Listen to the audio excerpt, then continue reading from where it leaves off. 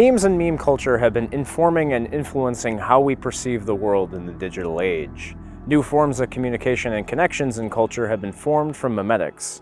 Their ubiquity have influenced things as delicate and fragile as political discourse. One medium of memes that have been gaining traction on social media platforms are void memes, also known as memes that make you question reality, and sometimes even horror memes. Void meme's spooky aesthetic isn't just a stylistic choice, it's purposefully juxtaposed to how we normally look at memes themselves. In this video, I want to examine the recent phenomenon of void memes and try to understand and expand on their place in meme culture. Void memes are not original for a reason. They're often bait and switches or contingent on other meme formats. The irony cycles such as post-irony and meta-irony also rely on already known meme formats, but void memes are usually devoid of irony on purpose.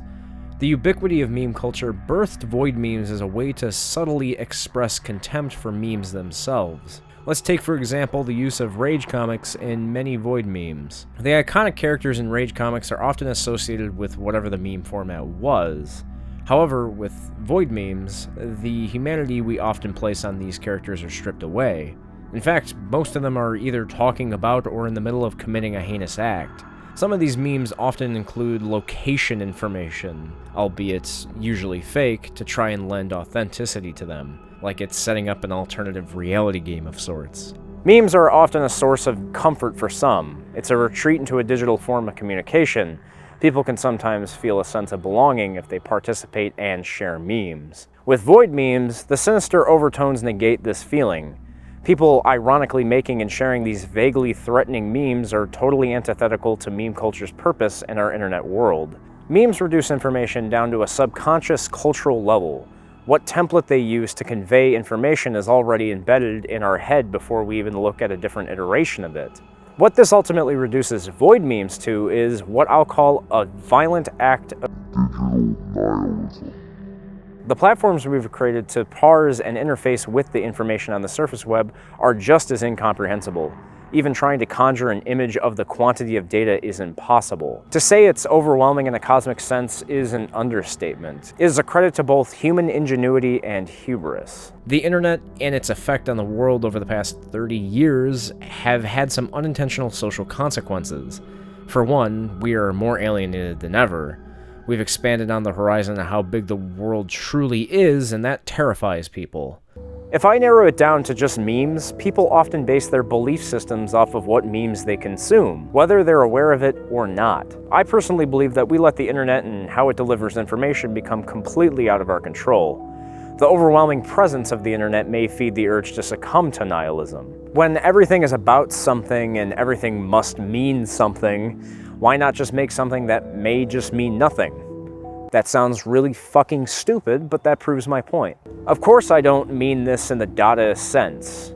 For those who aren't aware, Dada is an art movement that is unintentionally nonsensical. Nihilism present in void memes is that of raw, unfiltered hatred for mankind. What often makes void memes funny is how dark they are. They remove empathy and the human perspective. The grisly descriptions of murders, suicides, death, mental illness, and other uncomfortable subjects elicit an unnerving feeling. Even if most of these aren't effective at scaring us, they make us laugh from the sheer irreverence to humanity itself.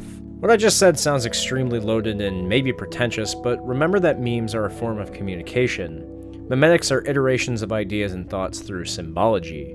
Our perception of the world and ourselves ultimately dictate our perception of meme culture. Void memes are pretty silly on the surface, but they're trying, and the key word is trying, to strip away humanity and morality from their messaging. The fact that void memes themselves try to deliberately be unfunny, which in turn makes them humorous to begin with, clearly illustrates their deeper meaning of committing digital nihilism. I suppose the creators of these memes don't try to embed that meaning in their memes, but I find it hard not to read it as a complete disregard for modern memes and their broader effect on culture. Void memes themselves aren't very relevant and didn't stay around for very long in the limelight. There isn't much you can do with unabashed nihilism. Like the philosophy itself, it becomes boring after you realize it can't be used practically. You can reduce everything in your life to random coincidences that ultimately mean nothing, but that has meaning. So what's the point of nihilism after a while if you're just going to morph meaning around it anyway?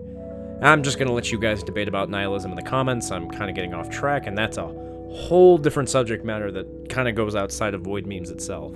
Outside of the more dense aspects of void memes, let's talk more about their horror influence and aesthetics.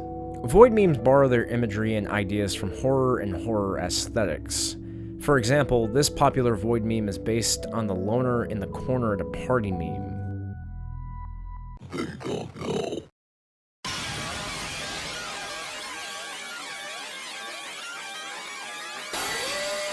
The dark and uncanny humanoid figure is obviously not in the same simple style of drawings as the rest of the meme. While this void meme has a bit more effort put into it, it's a great demonstration of how void memes juxtapose their base meme's intent.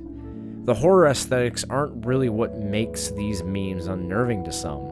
Like I've mentioned before, memes build upon indirect communication and community. We often relate to a meme or find something to rationalize why it's funny or interesting. With this example under the microscope, it completely erases any trace of humanity. Is this thing human? Is it a figment of someone's mind? Is it Wayne from Hylix? Who the fuck knows? The most common and easy example of this phenomenon under the microscope are these bait and switch videos. It starts out usually with a video we've already seen, but usually right before the punchline or climax, this happens.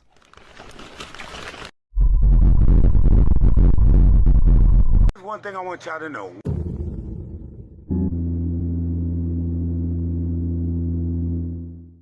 While the spooky black eyes with red pupils or other creepy imagery might be effective at invoking fear into the mind of a stupid, insipid, brain-dead toddler, it's the bait and switch that suddenly strips away the comfort or relatability that we need to examine. It bears repeating that this erases any intentionality of the original meme or source. Void memes also tap into the cultural memory of those old screamers like Scary Maze Game. Screamers are an early form of this phenomenon, using most of the internet's limitations at the time to shock and provoke. The danger of the internet was quite different back then, especially pre-YouTube. If you've walked into the wrong corner, things could get dangerous fast. It was easier to stumble upon very illegal materials on the surface web in the early 2000s, and more so in the late 90s. Compared to the internet of then, albeit for the extreme surveillance, we have a sanitized and clean experience now. Getting an email from Limp Bizkit Forever at earthlink.net with a hyperlink was equivalent to gambling your car title away. You don't know if you're going to get a screamer, get hacked, or some internet gremlin hitman was going to jump onto the screen and slit your fucking throat. Modern void memes attempt to bring back that sense of danger from the internet, but ultimately end up as a product of another trend in meme culture. It copies an aesthetic of screamers and shock images in remembrance of a bygone era. The internet isn't as cosmically scary anymore, so it's integrated into our daily life to the point where it can be arguably indistinguishable. This imperceptible line between reality and internet helped to birth the creepypasta, the ethos of which void memes modestly borrow aesthetically and conceptually. It could be argued that all of the examples and theories I've listed so far about void memes calls back to hauntology, which is a woefully unexamined part of meme culture. Hauntology is an examination of what there is without it tangibly being there. I did a video about this in relation to creepypastas last October. Looking at meme culture through the fixed lens of hauntology allows us to examine dead memes and their effect on contemporary meme culture. Newer memes, especially ironic ones, harken back to the bygone era of pre-ironic memes through hauntology. Hauntology can be also applied to void memes. They, like all types of ironic memes, in some way cannot be divorced from memetics themselves. Memes are derivative of themselves, continuous iterations on formulas that will always be recursive. Simply put, they end where they begin. Void memes coming about echoes the same history of creepypastas. Creepypastas were a cultural phenomenon, but also a response to the ever-presence of the internet. Even the fictional stories in creepypastas examined our anxiety of the internet in the 1990s and early 2000s, whether they had fantastical elements or not. This may be why void memes like these often have bloody eyes or inhuman features. They come back to the early days of Squidward Suicide or Jeff the Killer. The creepypastas that are most like void memes now are usually about technology. Technology is strictly seen as scientific and mechanical, It's why many types of fiction have lionized modern and futuristic technology by integrating paranormal elements in their narratives. Smile.jpg is a manipulated image of a Polaroid photo that has paranormal powers, but still harkens back to non-internet analog technology. Void memes are obviously manipulated in a digital sense, and no one really tries to make these bait-and-switch void memes look as authentic as possible. They're overloaded with digital effects like posterize and liquefy. If we look closely at some of these videos, they're often shown as technological glitches, as if this is only happening to you on your device. Working off my original point about creepypastas being our anxiety about the growing ubiquity of technology, void memes might be a continuation of that theory in the sense that the internet is now way too personalized for us. The internet has maybe become too personal and intimate in our lives.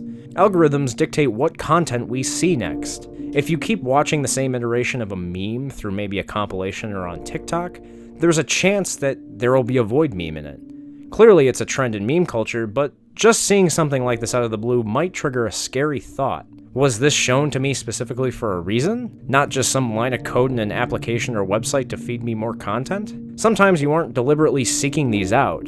People who use iFunny or TikTok get bait and switched all the time. If you entertain the thought for just a moment, it's hard not to think that what you might have watched was targeted specifically for you. For all you know, these void memes could contain subliminal messages or weird frequencies that affect your mood or perception. Who's to say the algorithm itself isn't malicious? We all stumble upon weird stuff time and again on the internet, but algorithms are designed for us to consume as much content as possible. Getting recommended or autoplayed something like this without warning is a shock, and it makes you wonder about the intentionality of it all. Does the algorithm have our best interest in mind, or is it trying to shock us out of a feedback loop? How do we gauge the sentience of a line of code if it's feeding us content that affects our perception?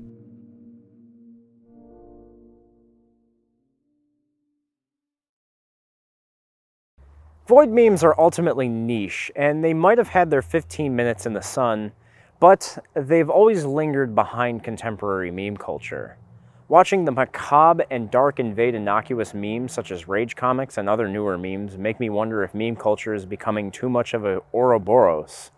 I often talk about irony cycles and memetics, but void memes feel like a total deconstruction of that life cycle, spitting in the face of contemporary meme culture by way of trying to horrify or instill a sense of nihilism in the audience, albeit in a goofy and edgy way. Most of these memes are still accessible and readable to everyone in part to their use of the familiar meme formats. Void memes are a fun but cynical view on what meme culture has become, an overabundance of information oversimplified by homogenized formulas and symbols. I don't know how to properly end this video, so here's one of those dumb bait and switch things. I'm just gonna look at the camera and eventually.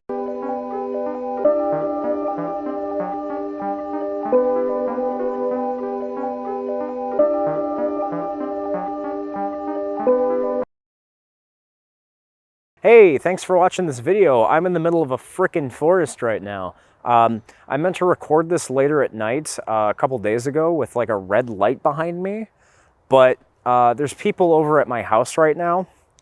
I think, maybe. They're supposed to come over later. And I needed to get this filmed before I did a bunch of work stuff this week. So, yeah.